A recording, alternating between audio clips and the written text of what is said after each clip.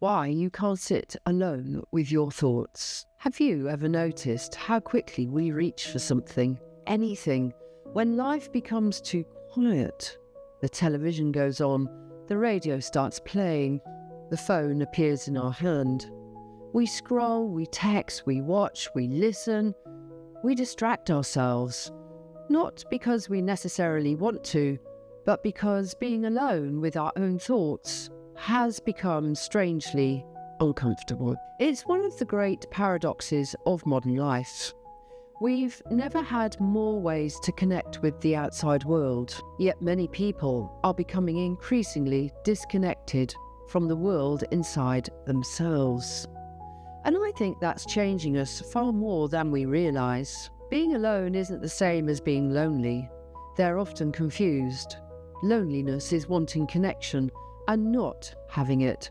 Solitude is choosing space. They're completely different experiences. Yet somewhere along the way, we started treating silence as though it's a problem that needs solving. A waiting room needs a phone, a meal needs a screen, a walk needs headphones, a quiet evening needs Netflix. It's almost as if we've become frightened of hearing our own minds. Imagine living in a house with a smoke alarm that keeps making a faint sound.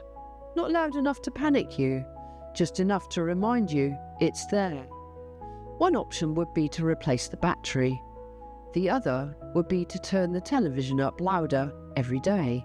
For a while that works, until eventually you can't hear anything else. I sometimes wonder whether distraction has become the volume control we use to avoid listening to ourselves. Not because there's something wrong with us, but because there may be something inside us asking for attention. Our minds don't stop speaking simply because we ignore them. They wait. The unfinished conversation, the grief, the disappointment, the uncertainty, the decision we've been avoiding, the dream we've quietly abandoned. They don't disappear, they simply become quieter beneath the noise. Until one day, everything feels heavy, and we don't know why.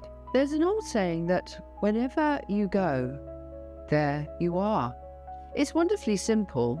You can change jobs, move house, travel the world, buy a bigger television, a faster car, a newer phone. But if you've never learnt to sit comfortably with yourself, you'll carry the same unrest everywhere you go. Because the problem was never the location.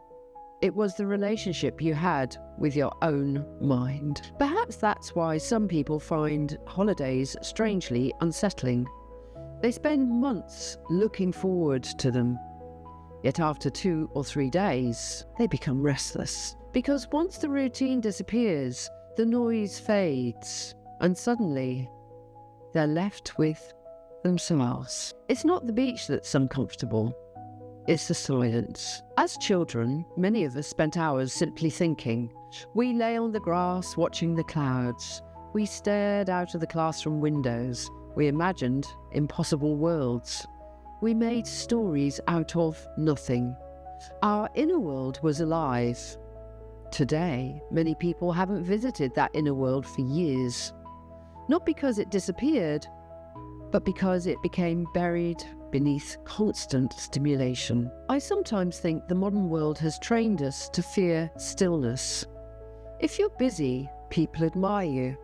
If you're constantly doing something, you seem productive. If your calendar is full, but very few people ask, when did you last spend an hour with your own thoughts?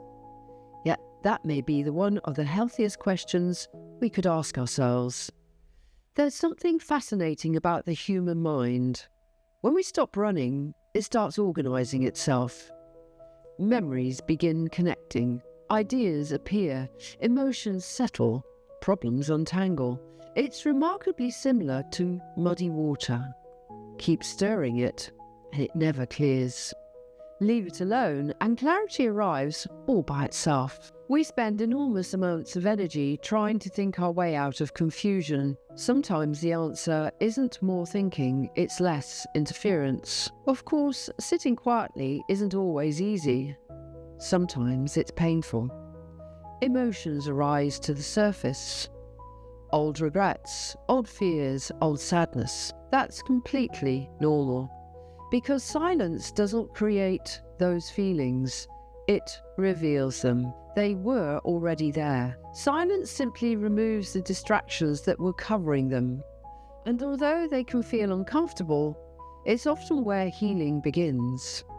Not by running ourselves, but by gently becoming curious about what's inside us. One of those greatest gifts you can give yourself is learning to observe your thoughts without immediately believing them. A thought isn't a command, it isn't a prediction, it isn't your identity, it's simply something your mind has produced.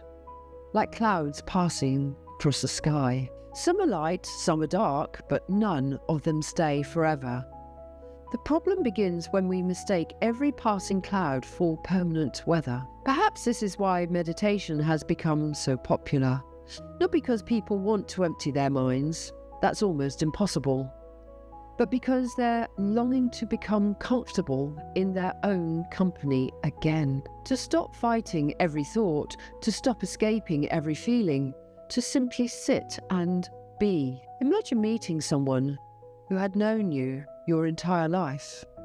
Every success, every mistake, every dream, every fear, every version of you. You'd probably value their advice enormously. Yet there's someone who already knows all of that, you. The trouble is, many of us have stopped listening.